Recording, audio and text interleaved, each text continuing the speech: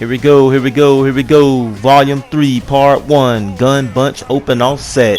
I got a lot of information finna come at you real fast, but it's not that complicated as you think it is. So just gotta take notes, get your crayons, get your notepads. Kenny Catfish coming back at you with another one. Okay, welcome to Volume 3, Part 1 of the Spread Playbook series. I've kind of delayed trying to get something down packed. I'm like a scientist in the lab with this formation, just mixing a whole bunch of chemistry up, trying to get the right balance. And I think I found the solution to this one formation. So what we dealing with today is called the gun bunch open offset. You guys know how I roll. I believe in something called formation shifting, meaning if you take the personnel on the field, you can do quick movements like this. Okay, and there's less movement. No one goes across the formation. It's a quick shift, and the defense will never know what hit them. So today we're going to be dealing with a few formations, and once again, this is called the gun bunch open offset. You know how we roll. We got a lot of gameplay footage coming behind this 4-minute offense style, so forth and so on. You can find this formation in the Baltimore Ravens playbook, Carolina Panthers, Indy Colts, New York Jets, Washington Redskins, and of course your marvelous spread playbook. All right, so let's get started. So the key to this formation right here, there's several things that you can do to attack the defense. First of all, if you look over to the left side, you have a flanker by himself, DJ Chark, which is the square receiver. He can get one-on-one and beat up who's ever over there, especially if no one's lurking underneath. Then you can flip over to the right side of the formation where you have the bunch side, and you can overload. And of course, this is a bunch formation, so you will be drawing a lot of attention to that side of the field. And there's multiple ways to attack the defense. And last but not least, you have the box, which is the middle. You can get real jiggy with it in the middle because the defense is going to try to play both sides from the middle. They're going to try to load the box. They're going to try to spread. They're going to try to do all sorts of things to try to keep a balance. And you're basically reading and reacting, if you know what I mean. Like in the other series, it's like the gun split slot offset, the doubles, the gun spread, the tight, the stack, the Y off, so forth and so on. And let's get into these audibles. Let's just get started. Show you what I'm talking about. First of all, let me give you a few examples of what I'm trying to say.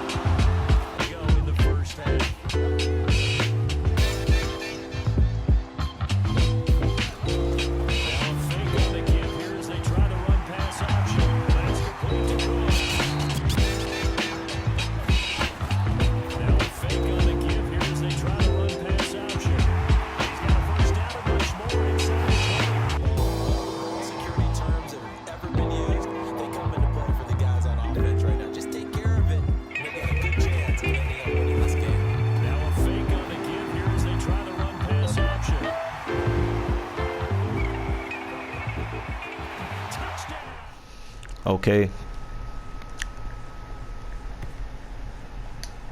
so if we get in the huddle, I'm gonna show you a few formations. This is the spread playbook. If you come over to the tray offset and you see number 87, 12, and 18, they're on the right side of the field. You go over to the bunch open, you see 12, 87, and 18 once again. Go over to the regular bunch, you see 12, 87, and 18 once again. So you can work from those three formations if you want to do like quick shifting. You can also come over to 15, 16, 17, and 18, which is the Y trips offset. offset weak, Y off trips, Y off trips weak. All of that is identical to each other. Everything looks the same. So you're gonna have to get creative on your own. But I have a few money plays. We want to just focus on the gun bunch open offset first. So when we go to the audibles, there's reasons why I'm gonna take out the Y trail and we're gonna put the RPO read bubble in there. Boom. Of course, you already know how inside zone play out. That's your money play for the run game. Flood, I like to keep flood in here. I'm on ultimate team, and my one of my receivers has outside apprentice, meaning I have 4 additional hot routes, right? So if you look at the fake screen wheel, you want to be working that play. So I'm gonna keep flood in my audibles, but you, because it's gonna have a flood right there, and then I'll be able to put that post route on the square receiver. But you should probably put fake screen real if you don't have receiver apprentice, because that's the way you can isolate square. And the key to the formation is to be in space, and you also keep your RPO read screen. So I'm gonna show you those plays real quick. So you got the bubble, inside zone, flood, or the fake screen, and then you got the receiver screen. There's only 9 plays in this formation, so you don't really have too much to work with. It just looks like it's nothing, but you can cause a lot of problems. And some teams like the Pittsburgh Steelers, when they had Antonio Brown and all those guys, they was killing this formation, and it caused a lot of problems. It opened up lanes for Bell. It opened up the receiver who was lonely on the other side. Sometimes they'll put Brown in the bunch. Sometimes they'll flank him out to the far side of the formation and do their wonders. Like I say, you have 3 different ways to attack the defense. So let's go over to the bunch real quick, because these 2 formations kind of like, they're like brothers and sisters. They work hand to hand. So you have flood, you have bunch formation, so why not put a halfback slip screen in here? You need that.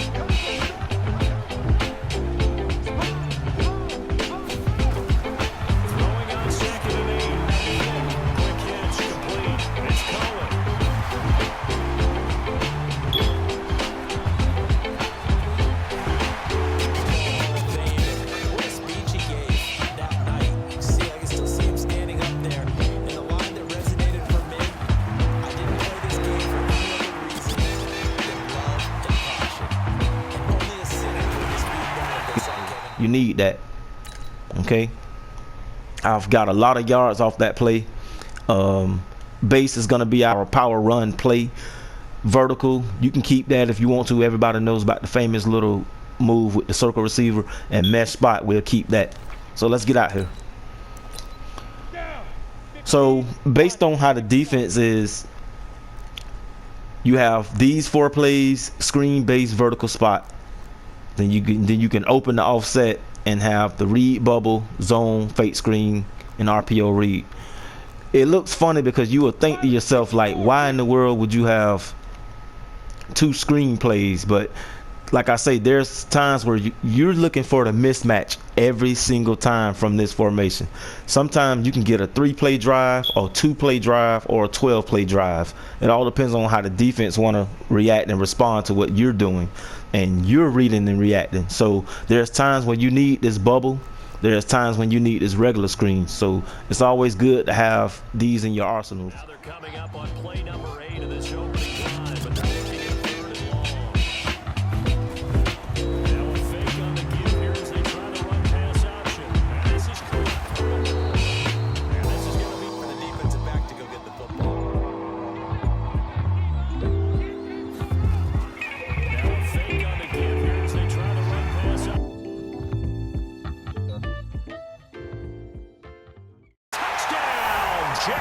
You already know that we like to attack, and we like to have weapons for every answer that the defense has for us.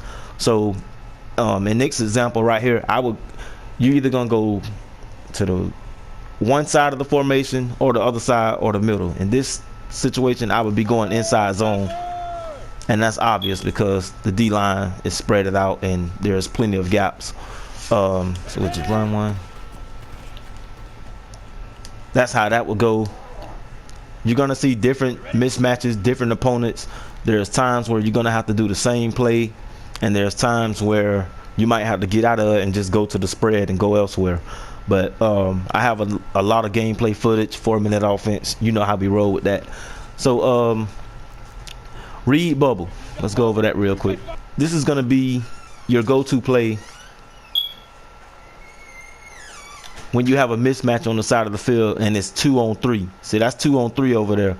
I probably wouldn't go to the bubble right then. I probably would be going to like the fake screen if I was to go to one of those. Keep in mind that you have DJ Chark on a your square receiver on a little out route, but you have to throw this ball quickly or else they'll call a legal man downfield. Like I say, so I wouldn't go in the middle. I probably would be attacking square and O on this right here. And it probably will look like this. And don't drill the ball. Okay. Circle, he got picked up. Like I say, you guys know I don't like to demonstrate plays from practice mode because you never know where the user is, so, and you can't account for where the user, so it's pointless to do plays in practice mode. So that's why I like to give examples from gameplay footage. We already know about the inside zone. That's just going to attack in the middle. And what's cool about these RPO screens is in case the screen doesn't get open on the point of the snap, you can hand the ball off or you can run with the quarterback. Sounds like things balance out, right? What's that mythological thing that we do? If you have a candy bar, have a diet soda with it, it balances it out. And we know that's not really. I thought that was pretty cool how EA put that in the system this year. So if we go to the fake screen wheel, this is going to be your money play from the bunch. Ideally you want to be able to throw this ball to square on a one-on-one situation. That safety is over the top, so I wouldn't really trust it right here, but let's see what happens. You have to make sure that ball thrown out. Like I say, we don't know where the user would be, so I'm not going to give myself credit for that.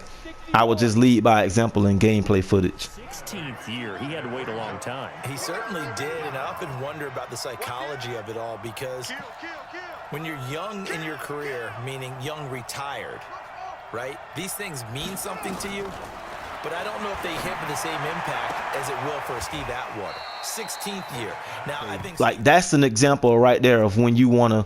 So if you go from bunch to bunch open offset, that's the good example you would want to have for throwing the fake screen wheel. Now keep in mind, if you do fake screen wheel, your quarterback is going to pump fake, which means he's going to have an extra second in the pocket. So you got to make sure you read the D-line, ID the mic, or double team, or whatever you have to do to whoever's over here. Usually there's a guy hovering over the left side like a linebacker. Like if we do another play and come back, we probably get that look. Like right here. So that's the good example right there.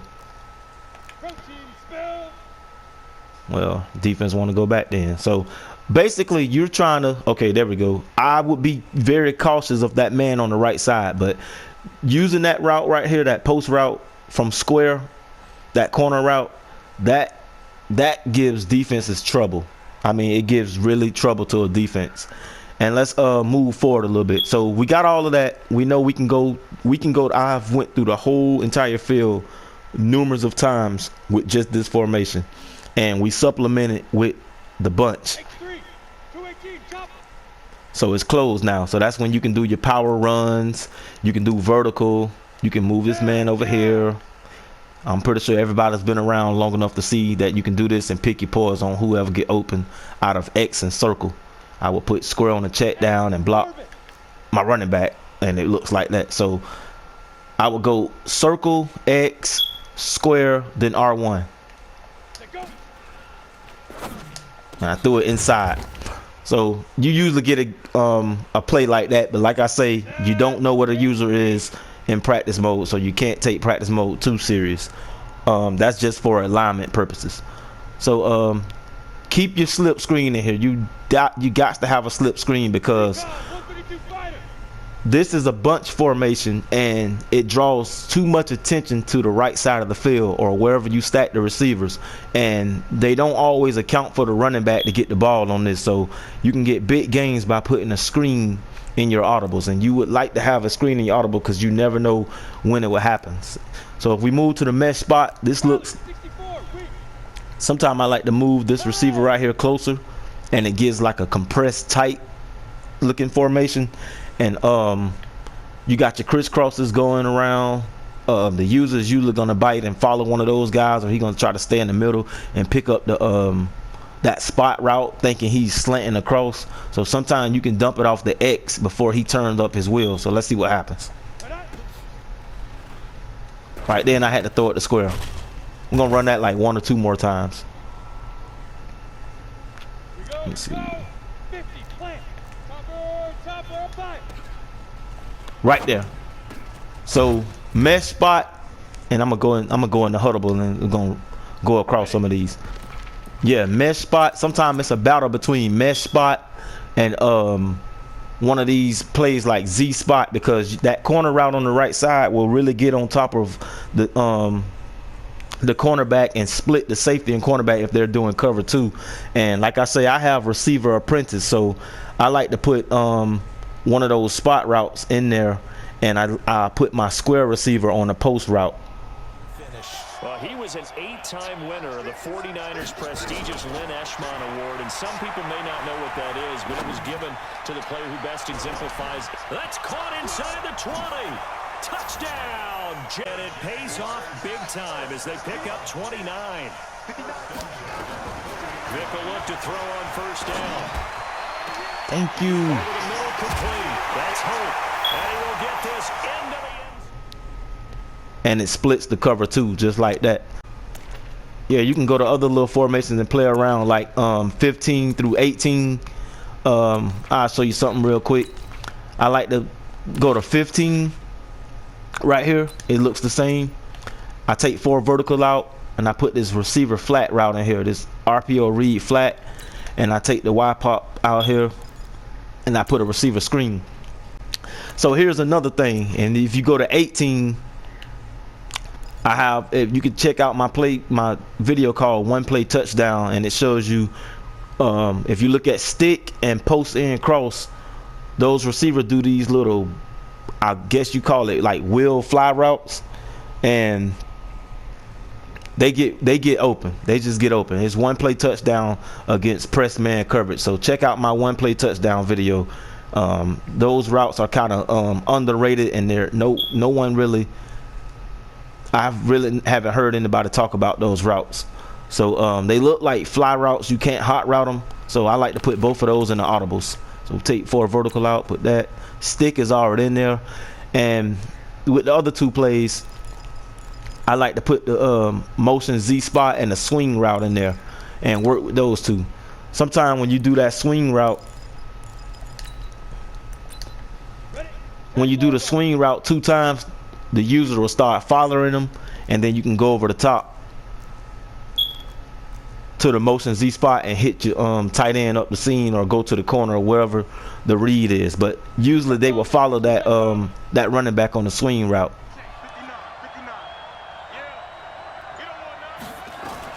This will be the final play of the half. Vick is going to float this over the middle deep. All wide open, complete, and he's in for the touchdown. So yeah, that's that. I'm gonna show you a couple of plays of gameplay footage, how I torch these guys. Stay tuned to part 2 of volume 3. That's gonna be 4-minute offense. We won't be in practice mode. It'll be gameplay footage. You're gonna see different defenses, different scenarios, different things to attack. And like I say, the gun bunch open offset is a killer formation. It's just spaced out. Like I say, once again, like you can sit here, if that's not cover 2, you can throw the chart. Watch this. And some guys will sit there and stay in the defense because they know in the back of their mind that they have to account for the 3 receivers on the right side. So set your own audibles. Always implement screens in it, and highs and lows, and different ways to attack. This is Kenny Catfish. You guys have been great. I see the following getting up there. We're coming up. This is the Spread Playbook family. But I am going to tell you one thing. I've been kind of cheating on the Spread Playbook lately, and I've been really messing with Carolina Panthers Playbook. So stay tuned for future videos. This is Kenny Catfish, and I'm out, yo.